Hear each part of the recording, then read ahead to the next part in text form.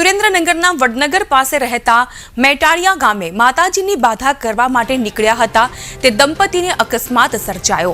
Lakhtar Umiya hotel સામે ગાયને બચાવવા જતા ઇકો કારના ડ્રાઈવરે સ્ટીયરિંગ પરથી કાબુ ગુમાવ્યો હતો, જેના કારણે ડિવાઈડર સાથે કાર અથડાઈ હતી, પલટી ખાઈ ગઈ હતી અને 10 કિલોમીટર જેટલી ઘસડાઈ હતી।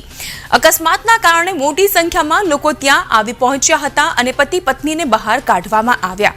इजाग्रस्त जयदीपभाई ने सामान्य ईजा थता लखतर सरकारी होस्पिटल खाते तेओने सारवार अर्थે खसेडवामां આવ્યા।